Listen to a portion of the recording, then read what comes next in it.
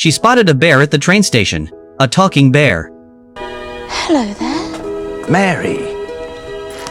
Oh, hello. He said, wearing a tag around his neck that read, "Please look after this bear." Mary, kind-hearted and curious, couldn't just walk away. She took him home, unaware this bear carried a story like no other. What's your name? Do bears even have names? Of course we do. My name is... Beg your pardon? When she asked for his name, he answered, "My name is, beg your pardon?" So she gave him a proper one, Paddington. Paddington? Paddington? Paddington? Oh, sorry. I like it. And just like that, Paddington joined the Brown family. Well, sort of. Henry only agreed to let him stay one night. But Paddington had a mission, to find the man who once visited his jungle home. 40 years ago, an explorer stumbled upon Paddington's aunt and uncle in the darkest corners of Peru. At first he meant to capture them, turn them into museum specimens.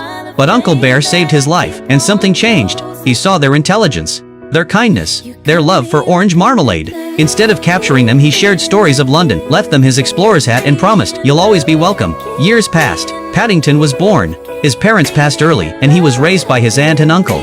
Marmalade became their tradition. Life was quiet until the earthquake. One terrible night, the ground shook their home to pieces. Uncle Bear, unwilling to leave the life they built, stayed behind. Paddington called for him, but all he found the next morning was the explorer's old hat.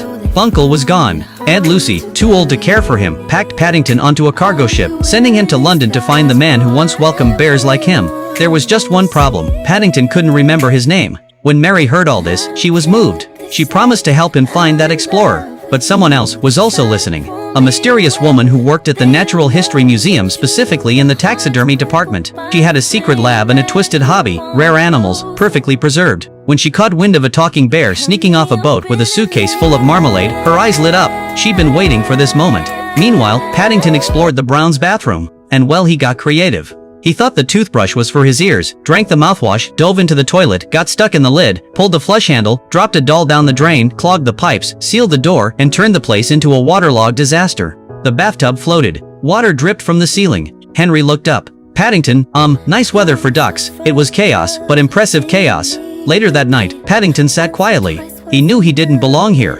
Being a bear in a human world? It's lonely. Mary, also wide awake, joined him. She had bad news. She'd searched every archive, every database, no records of any explorer in Peru. But then Paddington mentioned the hat. That detail mattered. Mary had a friend who ran an antique shop. So the next day, they went looking for the past, for answers, and maybe, for a place to call home. Don't you worry about Mr. Brown.